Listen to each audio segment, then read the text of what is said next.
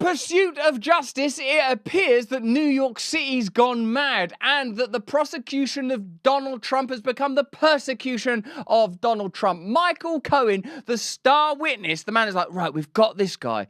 As long as we got Michael Cohen, he worked for the Trump campaign, we got inside information, this is going to make it look like the pursuit of justice, not like a witch hunt, not like a trial, not the bringing down of our political enemies. Thank God for Michael Cohen. Michael Cohen, get out there and tell the world how bad Donald Trump is. I'll do it. Michael Cohen, did you steal money from Donald Trump? Yes, I did do that. I am a thief. Right, we can't trust this guy. He's a robber. He's a cad. He's a rapscallion. How can you rely on him? Now, what you're going to see now is Jon Stewart, as I always tell you, a comedian that I admire, having his take on it. What you'll like about this is that it's comedically well constructed, with the central idea being this, that Donald Trump has this sort of giddying good fortune that allows him to evade justice. And that's a brilliant premise for a joke. But what that premise does is distracts us from the truth. That this, and remember, you know I've got different views on Donald Trump to you lot. I respect your views on Donald Trump. I know you love him, and I pray that we get to speak to Donald Trump soon on this very show. We're working on it. We're looking into it. But I see Donald Trump differently than you guys, because I feel like the sets of institutions within which Donald Trump will have to operate will ultimately limit him, even if you believe that he is the solution. And what's required is a kind of radical decentralization and political change, in particular in your country, that will not be achieved as long as we sort of think that saviors, other than the real savior, are going to step in and intervene within these demonic and corrupt systems. Having said all that, the significant premise, if you ask me, is that this is plainly a politically motivated trial where a series of misdemeanors have been conflated to create a felony in order to persecute Donald Trump because he's a successful political opponent. Now, whether that's working or not as a strategy remains to be seen, because it appears that Donald Trump is more successful than ever. Here's Jon Stewart joking about the trial, and it's very interesting, but once again, you get the sense that the establishment and many of their cultural conduits, and you would have to say that the legacy media is one of those cultural conduits, are still unable to acknowledge that if the crowds outside are anything to go by, Donald Trump is seen as a solution to establishment corruption. And because they can never address establishment corruption, they just have to keep escalating and amplifying the attacks on Trump. Let's have a look at Jon Stewart's take. And Michael Cohen admitted on the stand today he stole money from the Trump organization. Only in a Donald Trump trial would the star witness be the one who ends up going to jail. How lucky is Donald Trump? Donald Trump is like a corruption Mr. Magoo. He's just stumbling around, quid pro quoing, metal beams falling all around him, gets out completely unscathed. I like that as a joke. As a comedian, I like the construction of that. I like the reference to Mr. Magoo. I like that they've included archival footage of Mr. Magoo for younger audiences that don't remember who Mr. Magoo is or what he represents. But what I would object to is the premise, because what the premise is that Donald Trump is a haphazard person who is, by sheer good fortune, avoiding and evading justice due to sort of peculiar good fortune, is an erroneous one.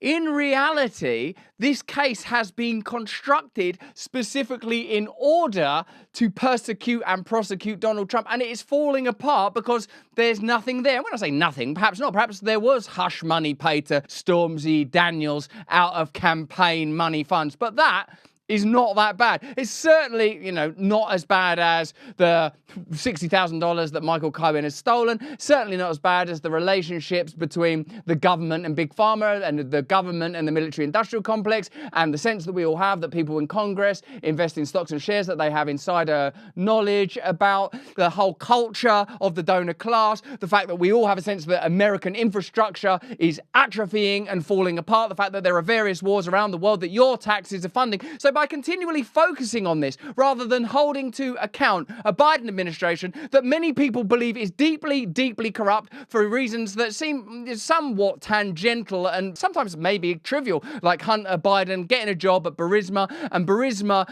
ultimately being one of the companies that was formed in the post-Soviet Ukrainian movement that to a degree was implemented by, instigated by CIA cutouts. I'm speaking particularly of US aid. You must watch my interview with Mike Benz, where he explains exactly how all of the energy companies in Ukraine formed relationships with globalist entities that operate under the auspices of American capitalism.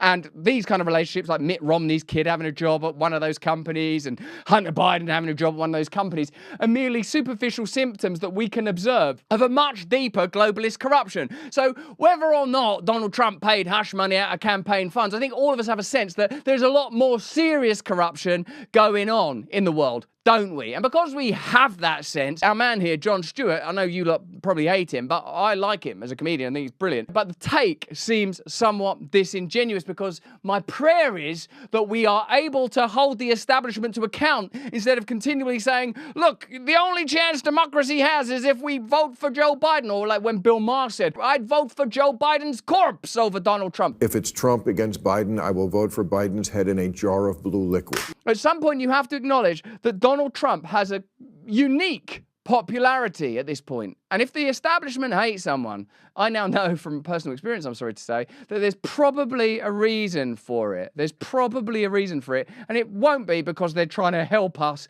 and trying to protect us. And look at this spontaneous crowd gathering outside of the courtroom. And you know, they say a picture paints 1,000 words, and a piece of footage like this tells you something about the reality of American politics and American culture.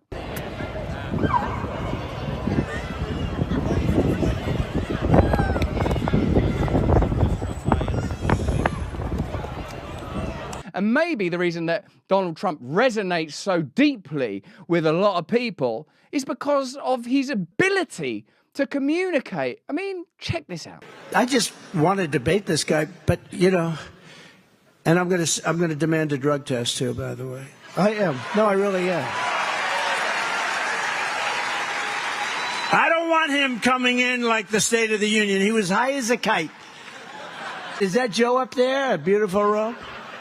And by the end of the evening, he's like, well, it was exhausted, right? I don't want him coming out there like State of the Union. That's literally sort of a comedic intonation and a comparable level of communicative ability to Jon Stewart. But I would say in this instance, more genuine. I don't know. It's pretty extraordinary. It's pretty extraordinary. And I suppose that really what is required is a deep reckoning, a deep acknowledgement, a deeper understanding of what's happened in the United States in the last, in particular, 50 years. If you want to shorten it further, what's happened in the United States since the 2008 financial crash, the decisions made by the Obama administration, the ongoing perpetuation, forgive the tautology, of endless unnecessary wars, and the deep sense that we have a corrupted political class that requires a kind of berserker to go in there, a man that can't be bought or can't be controlled, even if they're imperfect. I can see what the appeal is, but another person that they're not letting debate is Bobby Kennedy. Now, I'm sure that you lot have views on Bobby Kennedy as well. Why? Because of the legacy, the heritage. Why? Because of his position on particular conflicts. Let me know what you think about the Trump trial, and in particular, Michael Cohen's acknowledgement, and in particular, the legacy media's position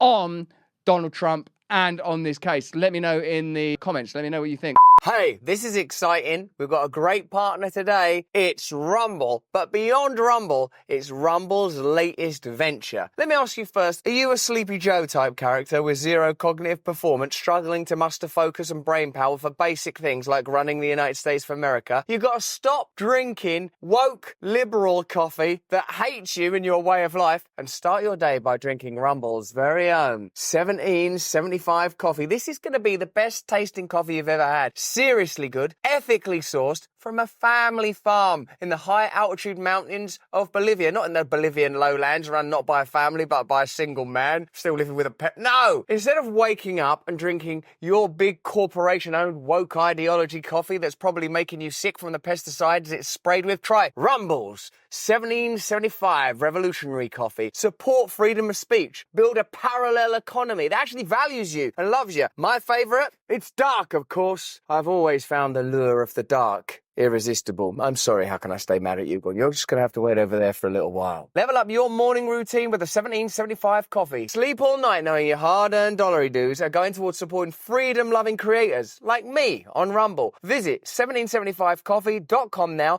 pick up your first bag, use the code BRAND to save 10% on your first order. Oh, come on. Why choose, you know? Hey, thanks for watching. If you want to see more uncensored content where free speech can flourish, join our live stream. Click the link right here to watch the next video if you want to, or become a member of a growing movement. Download the Rumble app and you'll be informed every time we make a new piece of content. Stay free.